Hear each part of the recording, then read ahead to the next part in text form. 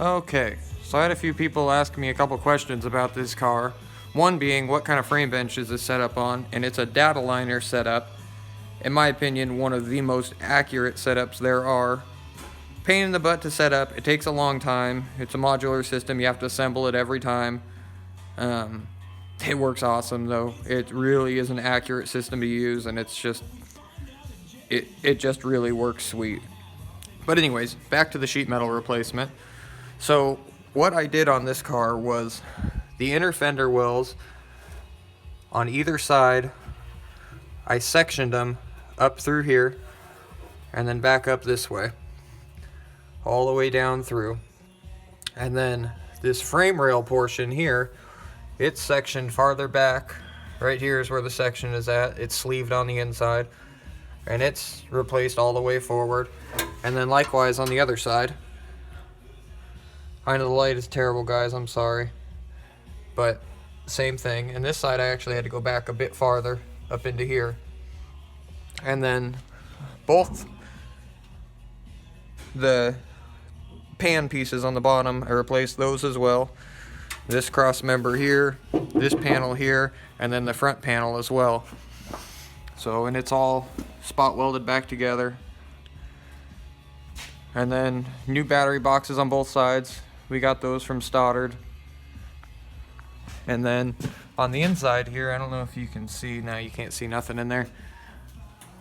There's a couple backing plates I built in there to reinforce those inner aprons just to make them a little bit tougher. But yeah, that's basically all I replaced on the front. It sounds pretty straightforward, but there was a lot of measuring time and getting stuff square and making sure it's all going to fit right and lining stuff up. But really, pretty straightforward repair, not too difficult. See on this side, maybe we can see up underneath there. No, you just can't quite see. But there's reinforcement plates all the way up and down those edges. And you can see here, this is how far that frame rail section comes back to where I had to grind everything off here so I could spot weld it all together. Yeah. It's going together pretty good.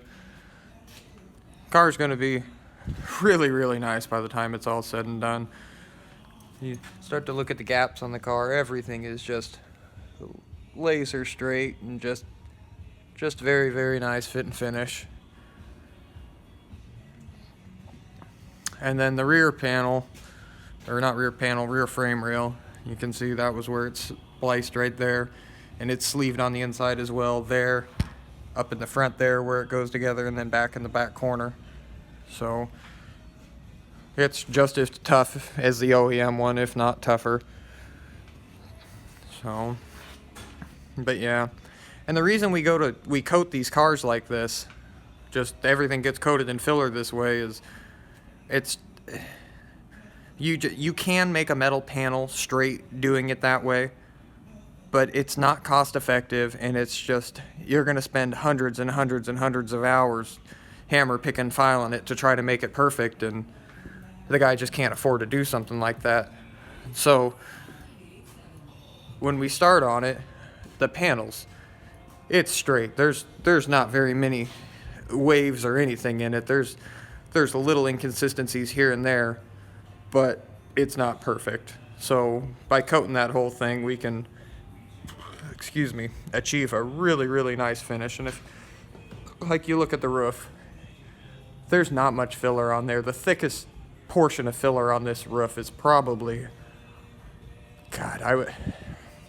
I want to say a 16th, but I would probably say closer to a 32nd. There's hardly anything on this roof. It was a really, really straight panel to begin with, but it wasn't perfect.